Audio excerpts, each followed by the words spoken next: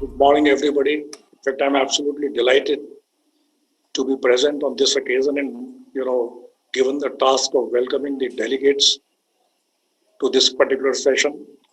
In fact, we have been hearing a lot about different tracks.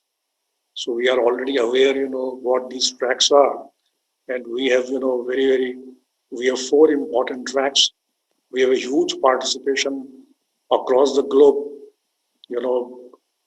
the scientists and the faculties, the other faculties, they are in different areas because it happens to be interdisciplinary kind of conference.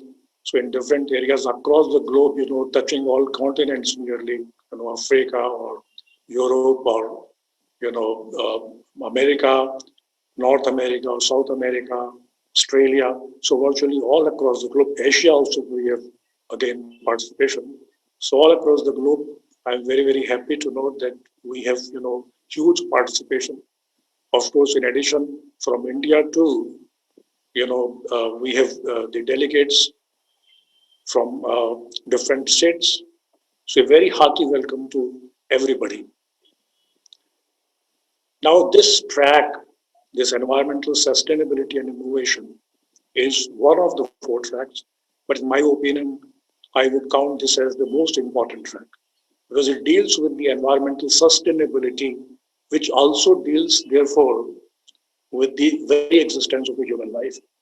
Because if the environment is not there, if we don't know how to handle nature, how to conserve nature, how to foster growth and development by preservation of our environment, not at the cost of environment, I think the very survival of the human race would be at stake.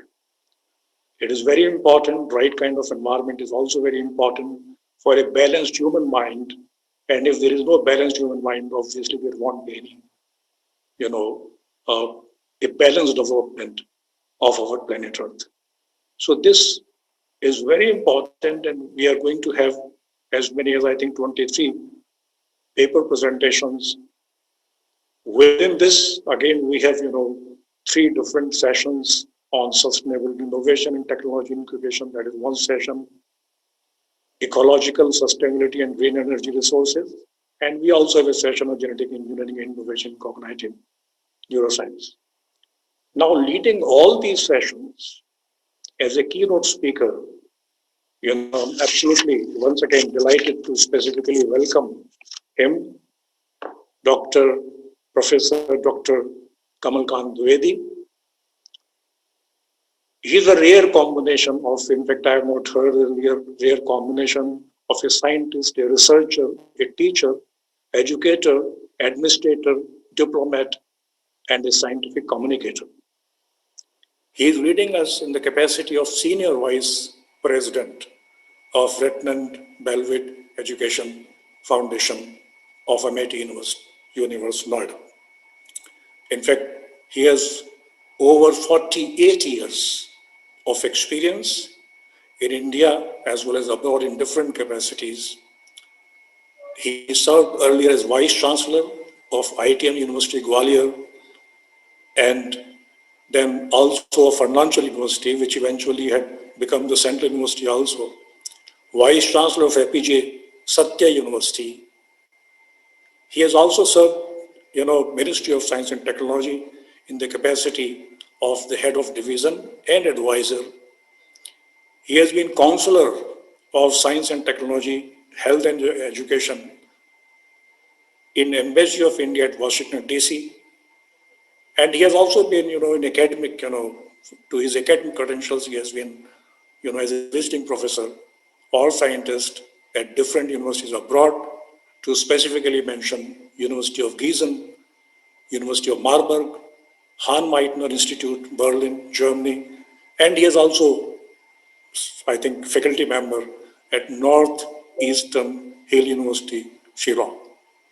So he has indeed, because this entire conference is kind of interdisciplinary, and he is a true representative of a true reflector of interdisciplinary research in truly interdisciplinary areas, and has already published some 200 research papers.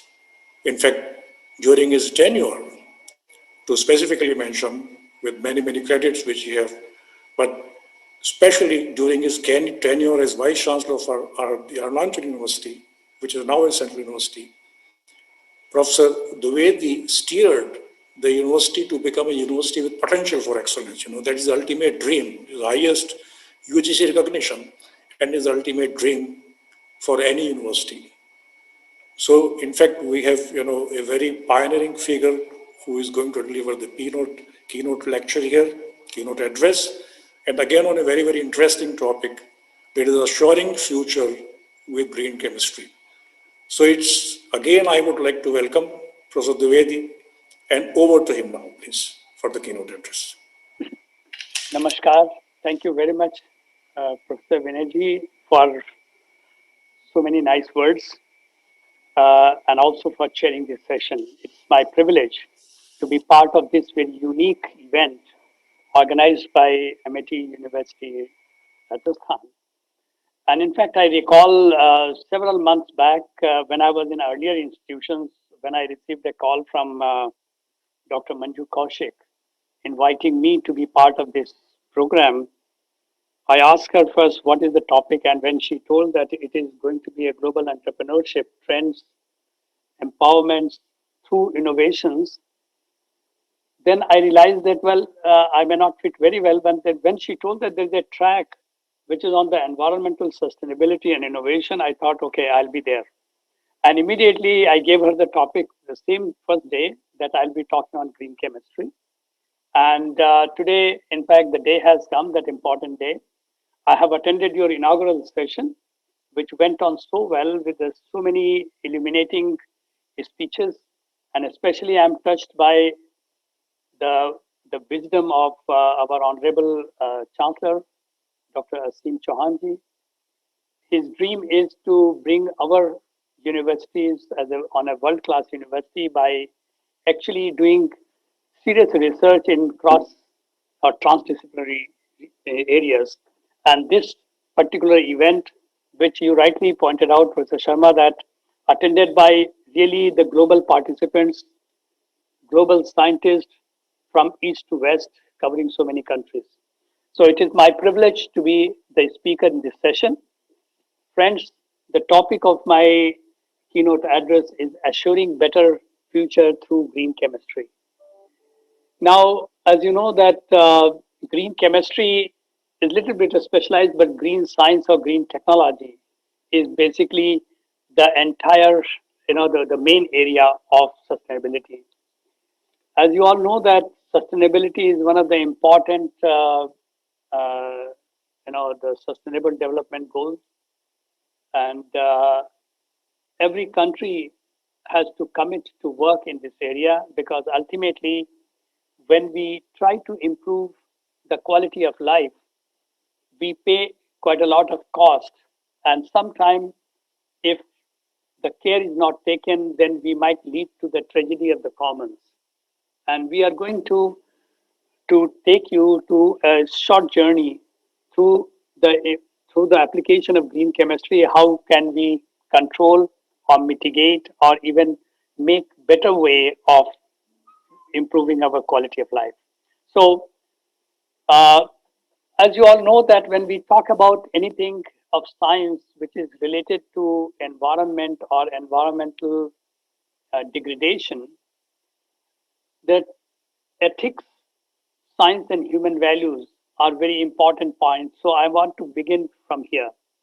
Friends, as you all know that everything is connected to everything else in this world. Nothing is disconnected, because the same ecosystem, and any action against nature may cause irreparable damage to the entire system due to a cascading effect. We might think that, okay, if we throw a little piece of garbage somewhere, we think, okay, the earth is so big and it will not affect. But believe me, that any deterioration, any negativity that you render on our earth is going to the ecosystem and ultimately comes back to us. So I'm tempted here to correlate the sustainable development with the very attitude, ethics, and human values possessed by us. Unfortunately, the science alone cannot produce human values because, as you all know, that these values have to come from within, with or without science. So, if I take you to the science and human values, friends, I'm tempted to quote here the expression of Henry A. Bent, who wrote a very famous poem called Science and Human Values, and I'm taking only part of it. He says, "Science and human values is an art, maybe two sides of the same thing, a Mobius twist of time merging one into the other. Science itself has a two-sided one-sidedness. Is hen, art is egg, and the hen, they say, one can't get aught from is." So the challenge is here that if we are not very careful and ethical in our actions, we might actually end up into a tragedy of the commons. And some examples, as you all know, that population growth, deforestation, or even excessive application of pesticides in agriculture is some of the examples which might lead to the tragedy of the commons. Now, we are uniquely qualified to understand the full meaning of ought, of the problem that we discuss, especially the sustainable development I'm talking here. In order to ensure sustainable and high quality life on earth, we shall shift our emphasis from end justifies means to means justifies the end. This concept is important, and science may provide human friendly solutions to some of the issues under is, but we have to address ought ourselves on a long term basis. Now, before we go further, the human hierarchy towards our environment, this diagram, actually, this illustration shows that the first and foremost that we concern about ourselves. And when we think little wider, we think about ourselves and our kins. Then if we expand further the vicinity locality where we live, then we can even take care of the city, country, earth, and universe. So universe is too far-fetched in hierarchy to care for.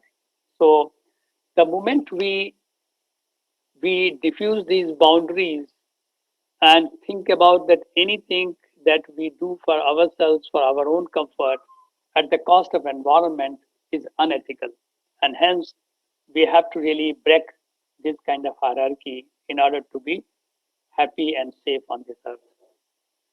Now, since the topic is green chemistry, I would like to take you to quickly to the chemical world. The world in which we live, we use almost 80,000 chemicals in different ways. In all our activities that we perform from morning till night or even 24/7 is using about 80,000 chemicals. Now, industrial chemicals in our daily lives come from the use of detergents, soap, lotions, creams, cosmetics, nail polish, and many other kinds of things like pesticides, herbicides, and so on. You will be wondering to know that most of our washrooms and dressing tables are now converting into almost a chemical laboratory. You find all kinds of chemicals there without even knowing the after effects of those, but we are now used to use it for perhaps in order to improve the quality of life.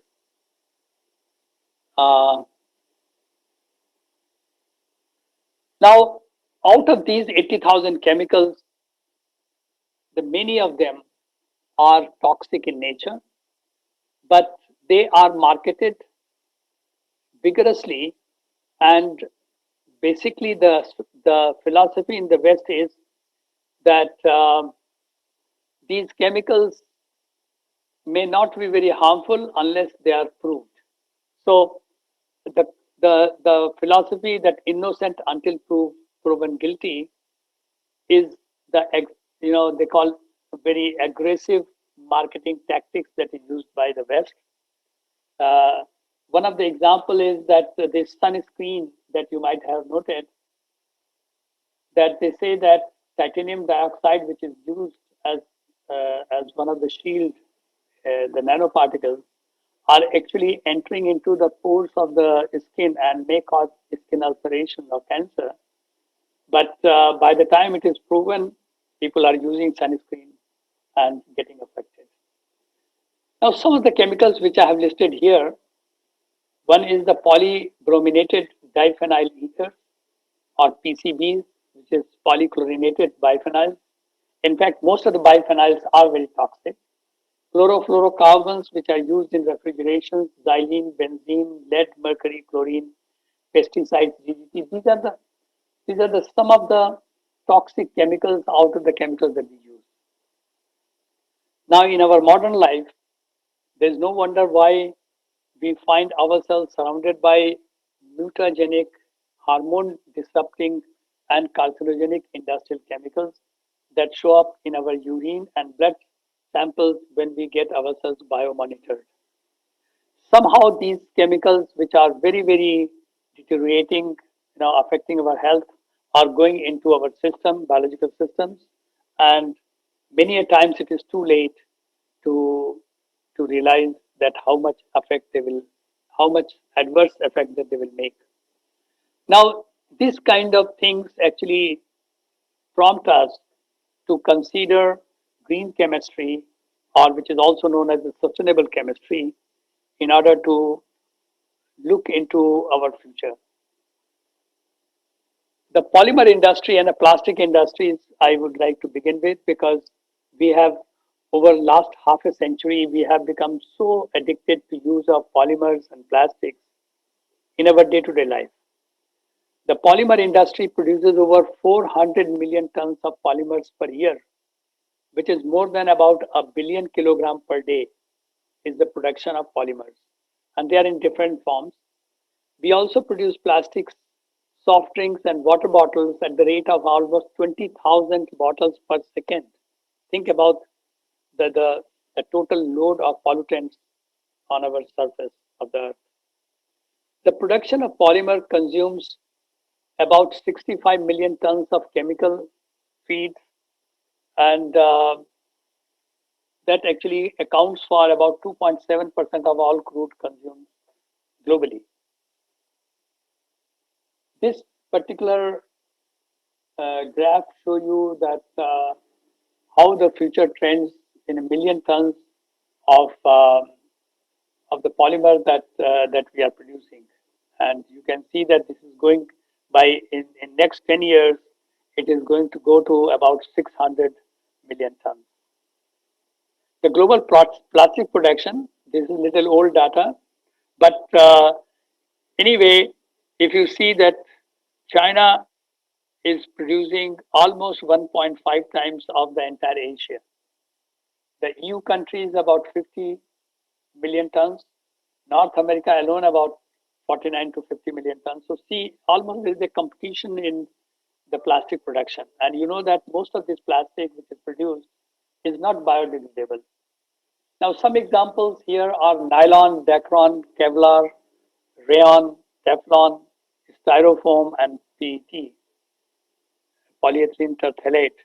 So polycarbonate, polyacrylamide, polypropylenes, and all these polymers are used not only in industry but also in a household, and which are pollutants. I would like to give in these illustrations the pollution prevention hierarchy. That means that if we want to go green, we have to really follow this route. That means that on the top priority should be prevention and reduction process. Reuse and recycling is also eco-friendly. Treatment is later on when you can't reuse or recycle, ultimately you go for the treatment.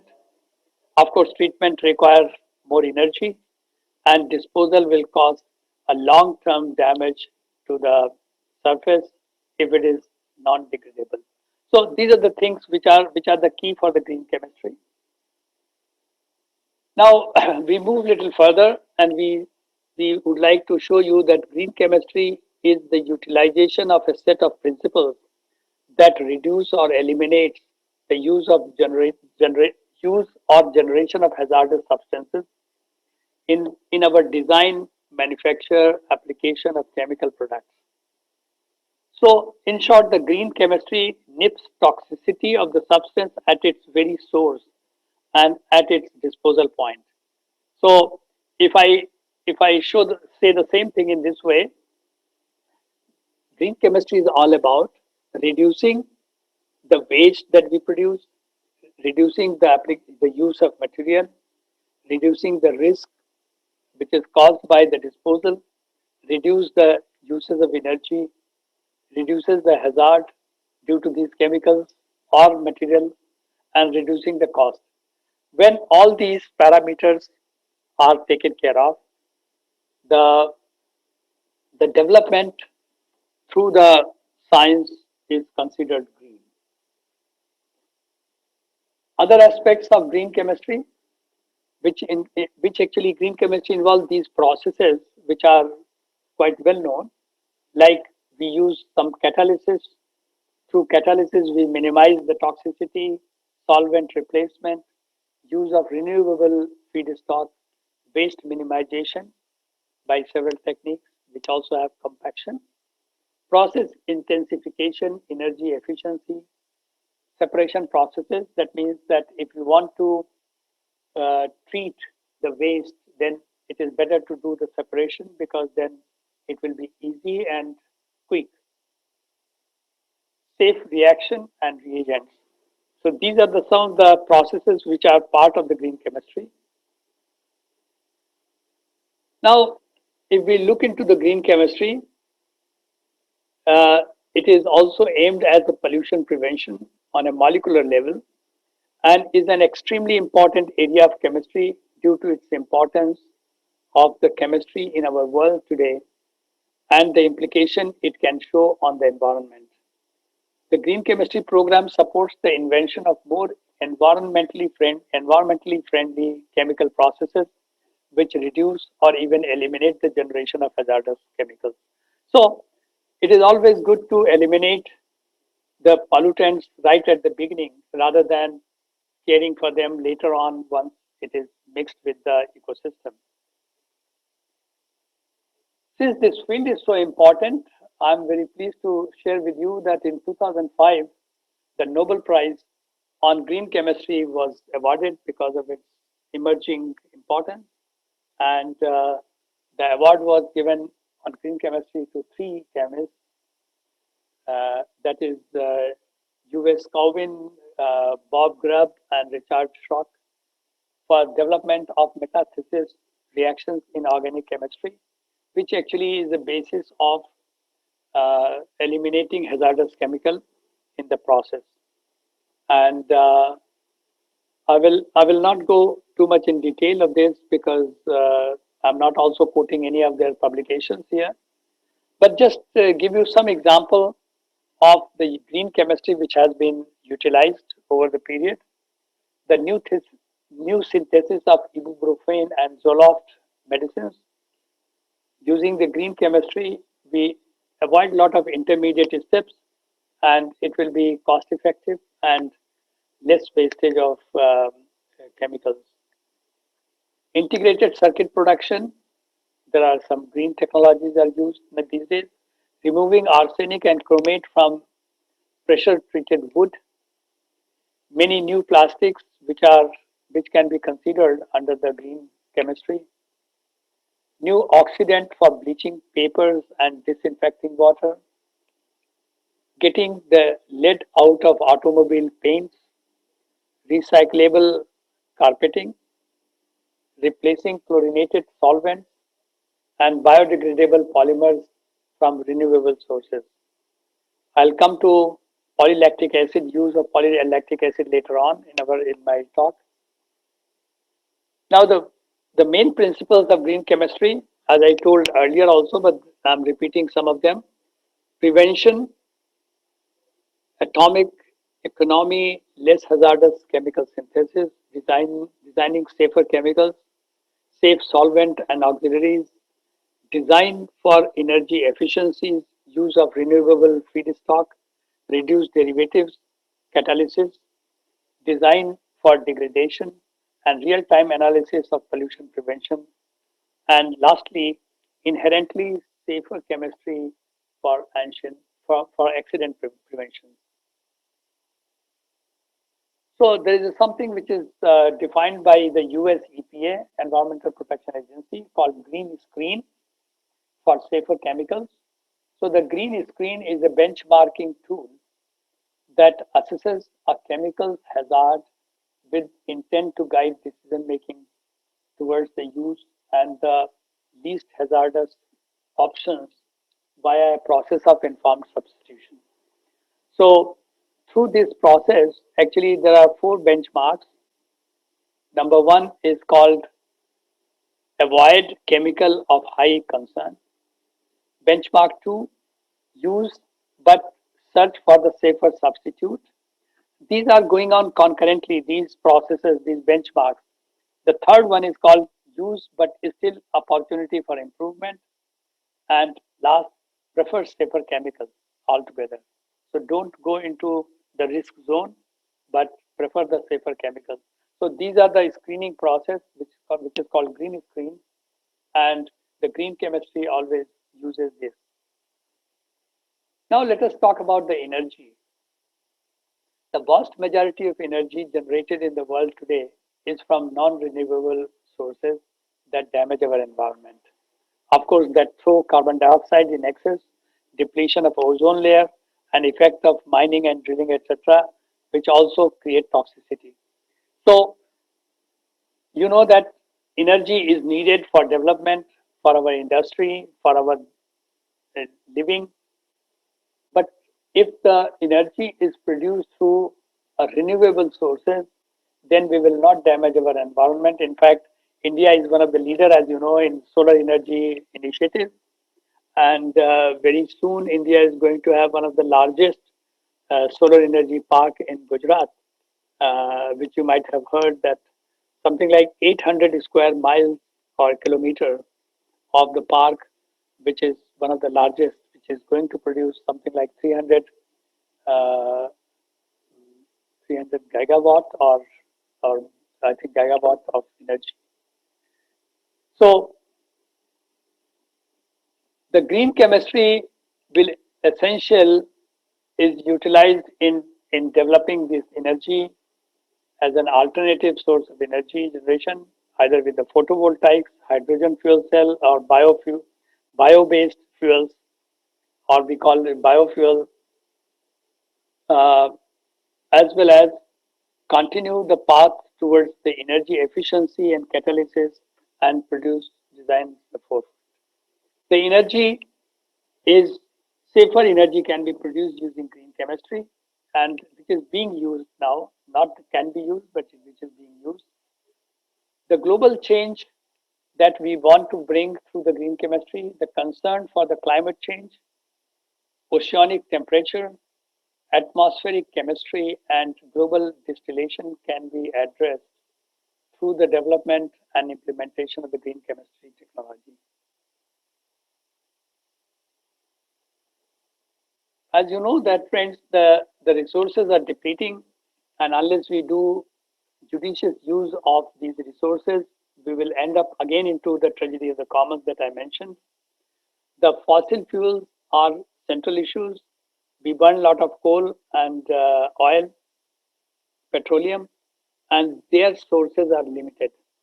Of course, unless we rely more on renewable energy sources like solar energy or wind or other natural resources, we cannot think about the sustainable future for our generation. The renewable resources can be made increasingly viable technologically and economically through green chemistry. For example, when we talk about biomass, the nanoscience and technology application, solar energy, I talked about carbon dioxide, reduction of the carbon dioxide. Then, of course, we also have to evolve the methodology for waste evaluation. The food supply, While current food levels are sufficient, distribution is inadequate, agriculture methods are unsustainable. We talk about, see, there is a limit of increasing the yield from the farms, any yield, I mean, there is always a saturation point. And with the growing population, we talk about the food security or zero hunger, which is possible only when we ensure the food supply for the entire population. The green chemistry can address many such food supply issues, and which is being taken now. We talk about evergreen revolution, also developing certain varieties which are not taking a lot of water because of the water conservation and so on. The green chemistry is again developing the pesticides which only affect target organism and degrade to innocuous byproducts. That means that we use some modified pesticides which actually affects only the target organism for its growth and high yields and degrade by themselves into non-toxic products, byproducts. Fertilizers and fertilizer adjuvants that are designed to minimize uses while maximizing effectiveness is again another process. Method of using agriculture waste for beneficial and profitable uses. These are some of the points which actually provide by the green chemistry to our food supply chain. Toxics in the environment. We know that substances that are toxic to human, the biosphere, and all that sustains it are currently still being released to at the cost of our life, health, and sustainability. One of green chemistry's greatest strength is the ability to design for the reduced hazards. A lot of strategies have been planned in several industrial sectors where the green technology is used. Now I move to the safer methods of dry cleaning. We know that so many chemicals are used in dry cleaning industry, and one of the chemicals that is used is called perchloroethylene or PERC. Is a solvent most widely used in a dry cleaning. The PERC is suspected of causing cancer, and its disposal can contaminate groundwater. Now, instead, liquid carbon dioxide can be used as a safer solvent if a wetting agent is used with it to dissolve grease, and which is being done. This method is now, sorry. Okay. I think if somebody can mute, there are some background. This method is now being used commercially by some dry cleaners globally. As I was talking about green chemistry, one of the good point is that polylactic acid or PLA is biodegradable polymer from corn. Now, you can see a lot of products are being brought into the market. For example, if you take corn and milled it, then it turns into some starches. Then we do hydrolysis, and after hydrolysis, we actually produce D-glucose. When we take it through the fermentation process, we produce lactic acid. Now, lactic acid gets dimerized and polymerized into polylactic acid. Now, this polylactic acid looks like plastic, but you can mold it, and this polylactic acid is actually biodegradable. So, like you can create like cups and sauces and many other product out of this polylactic acid. But if you leave this in an open atmosphere, this will degrade with some time cycle. The environmental advantages of PLA made from annually renewable resources like corn, sugar, beet, eventually waste biomasses, and it consumes 20 to 50% less fossil fuel resources than petroleum-based polymers like Dacron and nylon that I talked about. And it also uses natural fermentation to produce lactic acid. So the green chemistry through PLA, as I mentioned, now you can recycle it, you can let it biodegrade, but you can also have some of the products which we use on a daily basis. The PLA can be recycled, converted back to monomer via hydrolysis, then repolymerized to produce virgin polymer, that is closed loop recycling. That means you can use it again and again and again. Polylactic acid can be composted, biodegradable. Complete degradable occurs in a few weeks' time under normal composting conditions. So, such kind of materials are the product of the green chemistry. Friends, here you can see that the products made out of PLA, the fibers for clothing, pillows, and diapers, cups, pens, cutlery, and rigid food containers, food wrappers, bags, and so on, even jackets, clothing. Now, Government of India is also supporting the green chemistry. This is for those researchers, those who want to enter into, doing research in this field. The development of nanostructured membrane for solvent recovery. These are some of the area where the funding is available. Production of lactic acid in membrane integrated hybrid reactor system. Development of eco-friendly processes and reuse of waste plastic in roads. Development of green building material like fly ash polymer composite. Also synthesis of metal proline complexes. Development of biodegradable plastic from bacteria and biosurfactant for polymer degradation and biocomposites as the matrix and the natural fiber. Department of Science and Technology supports for the green chemistry. They also support the workshops to identify emerging areas of research and sharing the current status. The international cooperation in the area of green chemistry or green science. The Indo-Finland cooperation in the field of development of green catalysts, product recovery and purification, and so on.